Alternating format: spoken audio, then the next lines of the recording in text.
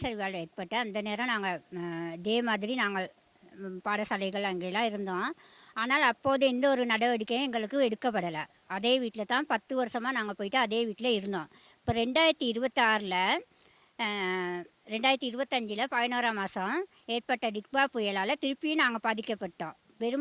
பெருமளவில் பாதிக்கப்பட்டோம். இப்போ நாங்கள் அதுலேயும் இருந்து இப்போ 8-9 மாதமாக ஆகுது. ஆனால் இது வரைக்கும் எங்களுக்கு இந்த ஒரு நடவடிக்கையும் யாருமே செய்யலை. அரசாங்கமோ யாருமே சொல்கிறாங்க செய்கிறோங்கிறாங்க. நாங்களும் காசுகளை செலவழித்து அங்கே போகிறது இங்கே வர்றது இது பிள்ளைகளை விட்டுட்டு எவ்வளோ இப்போ ஒருத்தர் வேலை செஞ்சு அந்த காசுகளை எடுத்துக்கிட்டு நாங்கள் மிகவும் கஷ்டப்படுறோம். நாங்கள் செய்கிறோன்னு செய்கிறத தவிர எதுவுமே எங்களுக்கு இன்ன வரைக்கும் எந்த ஒரு நடவடிக்கையும் எடுக்கலை. இப்போயும் எங்களுக்கு இந்த மீடியாவெலாம் வந்து எடுத்தாலும் கூட எங்களுக்கு எடுக்கிறது மட்டும் இல்லாமல் எங்களுக்கு ஒரு நல்ல நடவடிக்கைகளை எங்களுக்கு எடுத்து கொடுக்கணும். நாங்கள் அப்படியே செய்கிறோம், போராட்டம் செய்கிறோம், இதை மட்டும் எங்களுக்கு பெருசாக நாங்கள் நினைக்கல.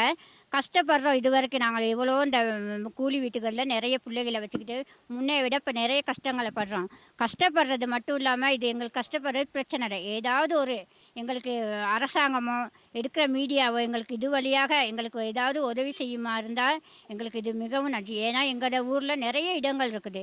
ஏன் நாங்கள் எங்கள் இடத்த விட்டு நாங்கள் அடுத்த இடங்களுக்கு போகிறதுக்கு ஆசை இல்லை.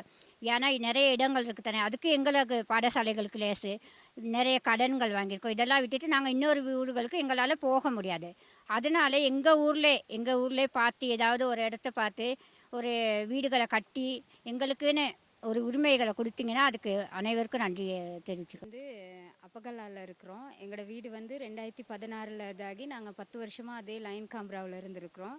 இப்போ 2025 11ஆம் மாதம் டித்வா புயலில் எங்களோட வீடெல்லாம் உடைஞ்சிருச்சு.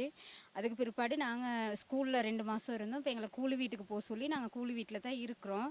அது இல்லாமல் நாங்கள் எங்களோட ஊர்லேயே நாங்கள் இடம் கேட்டோம். எங்களோட ஊரில் நிறைய இடங்கள் இருக்குது. எம்பிஆர் ரிப்போர்ட் எல்லா இடமும் ஃபெயில் ஆகியே தான் வருதுன்னு எங்களுக்கு ஏஜ் ஆஃபீஸ்லையோ ஜிஎஸ் மாத்தியாவோ எங்களுக்கு அதை தான் சொல்கிறாங்க. ஆனால் நாங்கள் கேட்குற இடம் எல்லாமே இன்னொருத்தவங்க பது எடுத்ததா அப்படி இப்படின்னு தான் சொல்லி எங்களுக்கு போபிட்டிங்கிற ஊருக்கு போக சொல்கிறாங்க. எங்களால் போபிட்டியில் போயிட்டு இருக்க முடியாது. என்னென்னா எங்களோட பிள்ளைங்க ஸ்கூல் போகணும். எங்களோட மகன்லாம் கண்டிக்கு தான் போடுறோம். இப்போ போபிட்டிலேருந்து வரதுன்னா எங்களுக்கு மிச்சம் கஷ்டம், பஸ்க்கெல்லாம் கஷ்டம். அதனால எங்களோட ஊரில் நிறையா இடம் இருக்கும் போது எங்களுக்கு அங்கேயே தருமாறு நாங்கள் மிக தாழ்மையோட ஜனாதிபதி அவர்களுக்கு